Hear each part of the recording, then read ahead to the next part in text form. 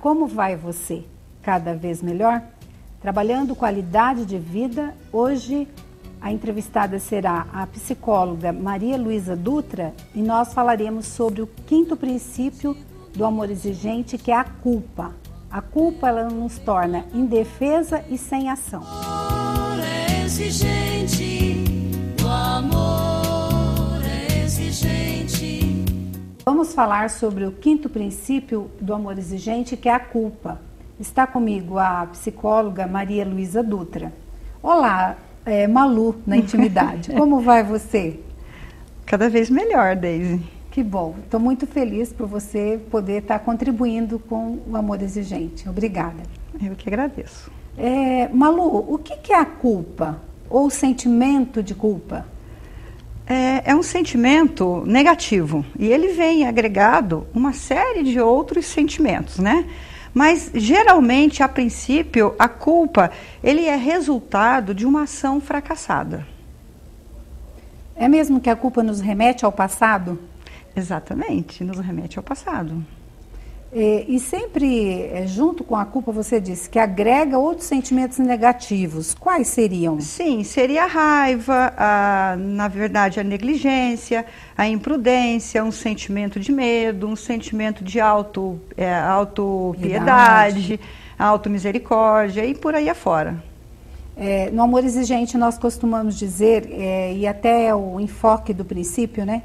A culpa, ela nos torna indefesa e sem ação. Poderia falar um pouquinho sobre isso? Pois não, Deise. Ela na verdade, ela engessa, né, as pessoas, como bem diz na literatura do amor exigente. Ela engessa por quê? Porque uma vez que a pessoa ela se preocupa em dar desculpas, né, aquela energia toda que ela mobiliza no sentido de tirar fora o corpo, ela praticamente está deixando de fazer um movimento contrário, que seria um antídoto, que seria o quê? É assumir a responsabilidade por seus atos, que é bem explicado em Amor Exigente, aliás, né? Então a gente pensa assim, quem procura culpa no outro é até um comportamento um pouco infantilizado, que a gente percebe muito em crianças e adolescentes, que geralmente tem que ter um culpado para as ações, geralmente uma ação que não deu certo. Né? Agora, as pessoas, quando elas são adultas, elas já têm um outro olhar para essa mesma situação. Ela vai buscar respostas, ela já vai focar de maneira diferente, focar com responsabilidade, mais ou menos assim, pensando assim, o que fazer, buscando uma resposta para aquela situação. Certo. Então, esses sentimentos que vêm associados junto com a culpa, a codependência entra aí também? Também. A codependência é um sentimento totalmente, a gente pode falar que negativo e praticamente ele fica em função do outro, né? Em função da doença do outro. Doença entre aspas, né? Certo. Tem muitas pessoas que não conhecem esse termo codependência. Pode falar um pouquinho? A codependência, por exemplo, eu posso citar exemplos, fica bom? Sim. Assim, por exemplo, eu tenho uma pessoa na minha casa que é alcoolista, vamos supor, né? A gente ouve muito essas falas. Ou, de repente, uma outra, eu tenho um filho que é um drogadito, né? Então, a pessoa não sabe, a família não sabe, mas geralmente ela desenvolve um comportamento de codependência daquela pessoa em função doente, que é o drogadito, que é o alcoólico. Por quê? Porque se estabelece naquele ambiente, a dinâmica familiar deles é toda em função da pessoa que tem o problema da adicção, seja ela álcool, seja ela droga. De repente tem famílias também que tem o problema de jogo, né? Todo tipo de compulsão que gera um vício, ele gera codependência para quem mora na mesma residência. A gente pode falar que é a nível de comportamentos. Mais ou menos assim, nossa, a gente não pode jantar enquanto o meu marido não chega. A gente não pode trancar a porta da casa enquanto o meu filho não chega. E eu nunca sei que dia ele chega. Então a família fica naquela ansiedade, aquele sempre estado de alerta, estado de espera. Então essa é a codependência. Por exemplo, eu não posso sair enquanto eu não fecho essa situação. Não chega meu marido, não chega o meu filho. Fica sempre na dependência do outro. Certo. Cite um caso clássico que é muito comum dentro do amor exigente? Bom, dentro do amor exigente, a gente vê muito essa codependência, né? Então as pessoas chegam assim com essa fala, o meu filho, é muito comum a gente ouvir, né? O meu filho é assim, ele está assim, porque o pai é ausente. O pai não fez o papel dele, o pai era viajante e não me dava atenção, e eu era uma doméstica, eu era do lar, eu não tinha tempo para estar educando os filhos. Então é mais ou menos assim qual foi a pergunta mesmo, Deise? É um caso, né? Isso, esse caso. Isso, esse é um dos casos comuns que a gente está vendo nas reuniões, né? O outro de repente, o marido culpar a mulher de não ter educado o filho, e por isso que o filho hoje está no que está, por isso que deu no que deu, né? E, de repente, culpar uma filha por comportamentos indevidos. Por exemplo, a minha filha hoje está no 5º casamento porque a mãe não ensinou, porque a mãe não educou, né? Então, são coisas que a gente ouve nas reuniões, né? Naqueles grupos que se fecham, geralmente são essas falas, sempre culpando o próximo e nunca assumindo a culpa, né? Ou a responsabilidade de um ato. Isso também é muito cultural, não é, Malu? Também é muito cultural. Da sociedade também culpa os pais, não é? Também, é muito cultural. Quando na educação do filho não deu muito certo, né?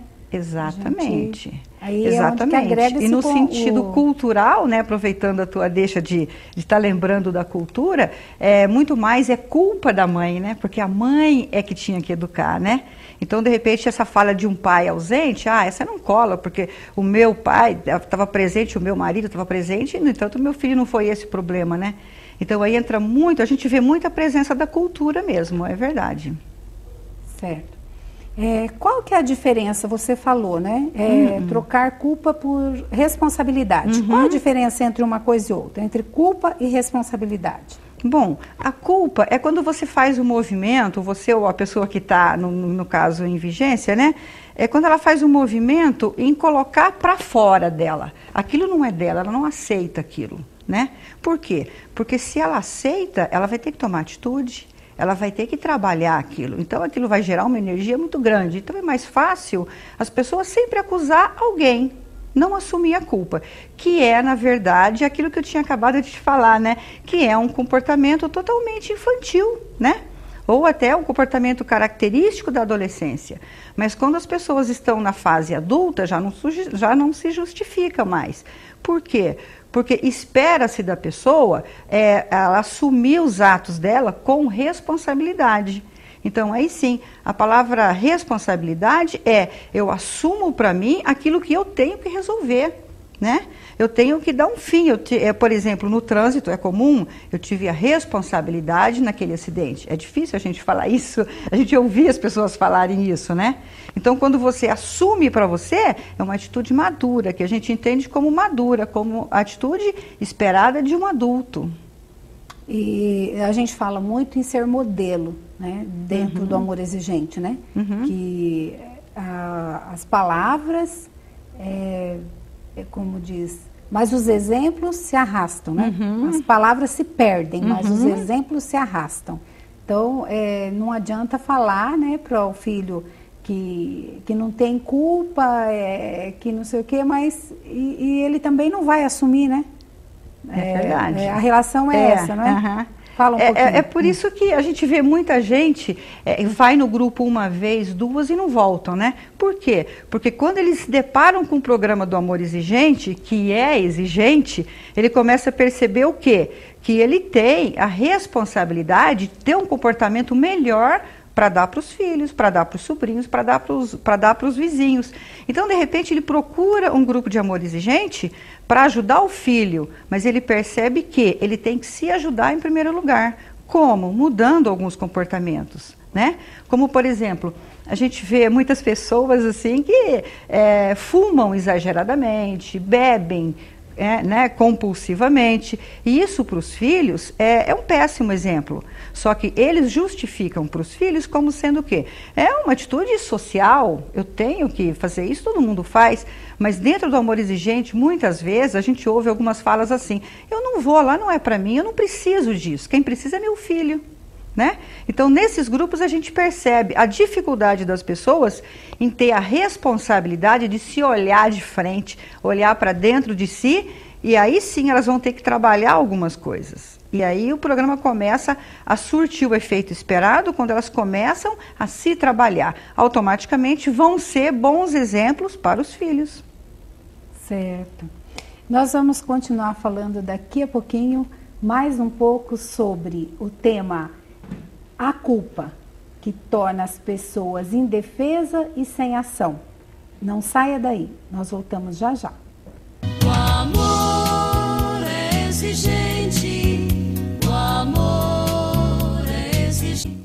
Falando sobre o sentimento de culpa, que é o 5º princípio do amor exigente, com a psicóloga Maria Luísa Dutra. Malu, o que nós podemos fazer para se livrar desse sentimento negativo, que é o sentimento da culpa? Bom, nós temos que tomar consciência de que esse sentimento não vai levar à resolução do problema. Nós vamos ter que, na verdade, buscar soluções, buscar ações onde resolva o problema em ação, né?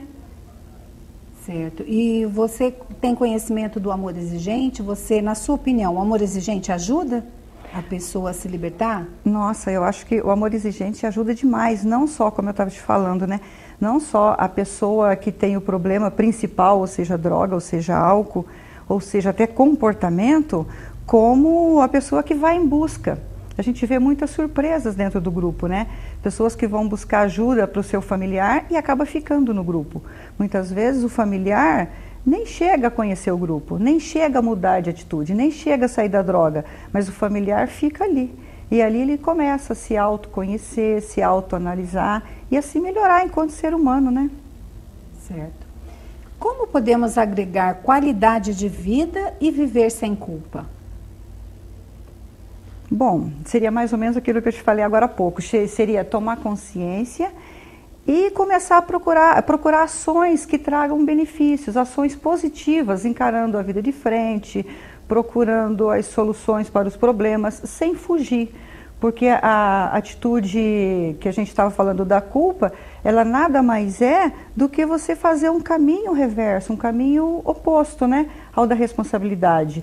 Então, seria você ter uma vida, você procurar a qualidade, é você encarar os problemas de frente, procurar estar sempre vendo ações, ampliando os seus horizontes, procurar estar lendo, procurar, por exemplo, no caso de famílias, a estar sempre em dia com os assuntos, conversando com seus filhos, dialogando, estar sempre antenado para as novidades que estão aí, em todos os assuntos, em todos os segmentos da sociedade, né? Porque a gente sabe que adolescente é inteligente, adolescente é participativo. Então, os pais, para acompanhar os seus filhos, como a gente sempre fala, que eles precisam de muito diálogo, eles também têm que estar sempre antenados, ligados ao que está se passando no dia a dia, né? Certo. Você também trabalha no seu consultório, atende pessoas assim, com essas questões de dependência química? Sempre, sempre. Aliás, hoje em dia é uma coisa assim que a gente começa a ver que a procura é cada vez maior, né? Então a gente também tem a necessidade de estar sabendo como trabalhar com essas pessoas. E principalmente, Deise, eu vejo assim, que não só no consultório, a gente tem que ter a responsabilidade de poder indicar grupos de autoajuda, porque a gente entende assim, sozinho eu não consigo fazer muita coisa. Eu posso de repente estar passando uma mensagem, mas eu tenho a obrigação de conhecer quais os grupos de ajuda, de autoajuda que existem na cidade para eu estar orientando, para eu estar indicando as pessoas. Por quê? Muitas pessoas não ficam no grupo, mas conseguem ficar no consultório. Muitas pessoas não conseguem ficar o tratamento todo num consultório, mas elas vão para o grupo e se dão super bem. De repente se tornam líderes nos grupos, né? Ajudam as coordenadoras e algumas até se tornam coordenadoras. Então a gente percebe que é um movimento, é um assunto que a gente tem que estar sempre passando adiante. A gente aprende, conhece e tem que estar passando, porque tem sempre famílias que estão sofrendo, geralmente por esses problemas relacionais. E a grande maioria a gente sabe que tem sempre um drogadito na família. Quando não tem alguém com problema de droga, no vício, é alcoolista, né? Então é um assunto que tem que a gente estar sempre atualizado, está sempre buscando informações, buscando conhecimentos, assim como a família de uma maneira geral, né? Voltando à questão da culpa, de todos esses anos que eu trabalho em amor exigente, até hoje eu nunca vi, Malu, um pai que fosse culpado na questão do uso de drogas do filho, né? Se um pai ou uma mãe erra, é porque não tem informação, né? Falta informação, formação para essa família, né? Conhecimento mesmo, né?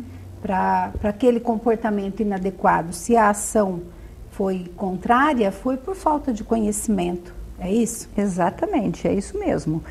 Quando a gente começa a tirar um pouquinho desse peso da culpa, né? As pessoas começam a ver que, de repente, são vítimas de vítimas, né? Por exemplo, se uma família, se uma mãe não é ensinada a educar uma filha mulher, né? Nos cuidados da casa, nos cuidados com ela mesma, no tratamento com o marido, automaticamente isso vai se passar de geração por geração.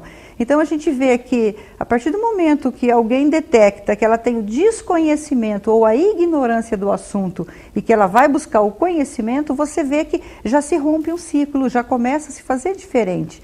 Então, por exemplo, a culpa você começa a estudar dentro de amor exigente e você começa a ver que, de repente, aquela culpa não é bem aquilo, né? Aconteceu por uma falta de conhecimento, por uma falta de atenção em alguns comportamentos, né?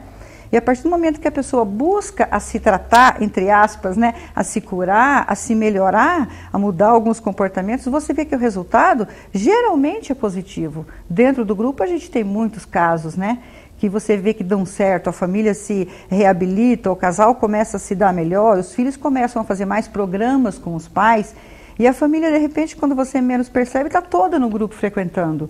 E automaticamente vai ser exemplo para quem está chegando. Então você vê que o que o amor exigente faz pelas famílias é muito grandioso. É muito bonito esse programa, porque você vê a união das pessoas através de um programa, que geralmente chega com essa fala: eu estou aqui por culpa do meu filho. E a gente vê que o filho foi só um pequeno sintoma de um grande problema, que começa a ser resolvido dentro do amor exigente. Não é? Certo, é isso mesmo. E você sabe que nós trabalhamos a prevenção primária, secundária e terciária.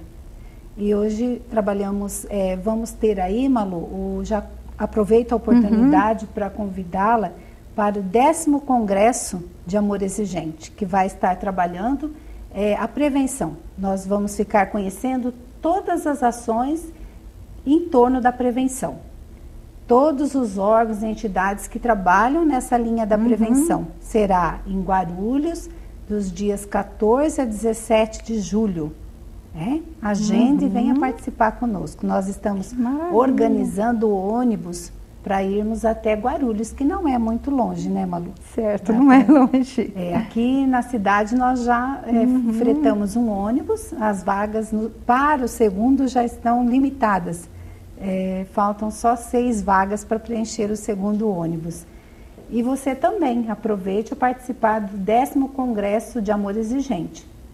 Julho de 14 a 17, em Guarulhos, São Paulo. Malu, você também teve na sua vida uma experiência em trabalhar numa casa de recuperação, né, aqui na cidade. Sim, na Casa das Mulheres, não é? A casa, Casa de Nazaré. Pode falar um pouquinho? Como foi a sua experiência lá? Posso sim. A princípio, eu relutei muito em trabalhar com mulheres, nessa área de tratamento. Eu acho muito interessante trabalhar na prevenção, né, com crianças. Eu acho um trabalho maravilhoso mesmo, magnífico. Por quê? Você trabalhando na prevenção, automaticamente você diminui muito no tratamento. Quer dizer, você ganha tempo. E as crianças precisam ser alertadas, porque a televisão, todo o meio de comunicação passa como tudo pode. Tudo é lícito e na verdade não é, né? Mas é muito interessante, muito bonito o trabalho do Amor Exigente, esse enfoque também. Agora, com relação à recuperação de mulheres, eu relutei muito para aceitar trabalhar na Casa de Nazaré, por exemplo. Mas foi um trabalho maravilhoso, porque eu tive a oportunidade de conhecer um pouquinho mais da realidade da mulher adicta, né? É com muita dificuldade que a mulher sai do vício, é com muita dificuldade que ela consegue se livrar de tudo aquilo que leva ela para o mundo da adicção. Porque a gente sabe o seguinte, que quando o vício se instala, ele vem com muitas coisas agregadas, somadas àquele comportamento de vício, aquele vicioso, né, o dia a dia vicioso delas. Então, para elas se curarem, para elas deixarem do mundo da droga, sair daquele vício, elas têm que eliminar uma série de comportamentos que já estão instalados na vida delas como um todo. Então, elas têm que reaprender a viver. E esse reaprender a viver significa você mudar desde pensamentos até comportamentos. Então envolve filhos, muitas tinham filhos, envolve marido, envolve pai, mãe, vizinho e uma sociedade como um todo. Então elas precisam ter muita coragem para poder se libertar das drogas. Então é um trabalho difícil, mas muito gratificante para quem faz. É muito bom quando você vê que você consegue ajudar alguém a se livrar do vício das drogas. É muito bom. É como você, no grupo de Amor Exigente, você perceber as falas das famílias, né? Quando você ouve, o meu filho, graças a Deus, está curado. A gente sabe que curado a gente não está, mas a gente sempre tem que estar em tratamento. Não é assim também no Amor Exigente? É isso mesmo. É muito melhor, né, a gente trabalhar. Eu sou muito fã da questão da prevenção, né? Eu acho que a prevenção é o melhor caminho, não é mesmo? É mesmo. A gente poderia ficar aqui, né, Malu, falando aqui muito mais tempo, mas nosso tempo é limitado e está encerrando agora. Eu agradeço de coração a sua contribuição ao Amor Exigente. Tá? Precisando de nós estamos sempre à disposição. Muito obrigada. Hoje nós temos funcionando na cidade 8 grupos de Amor Exigente. Todos os dias da semana tem grupo de Amor Exigente. Aí nós temos a associação também do movimento Amor Exigente acontecendo aqui em Maringá. Para qualquer dúvida sobre os grupos, você faça uma visita lá. Com certeza. Na nossa associação, tá? A associação fica na rua Nilo Peçanha, 230, em Maringá. Eu termino por aqui dizendo a você muito obrigada pela sua audiência e fiquem com Deus. Contem conosco, nós contamos com você também. O amor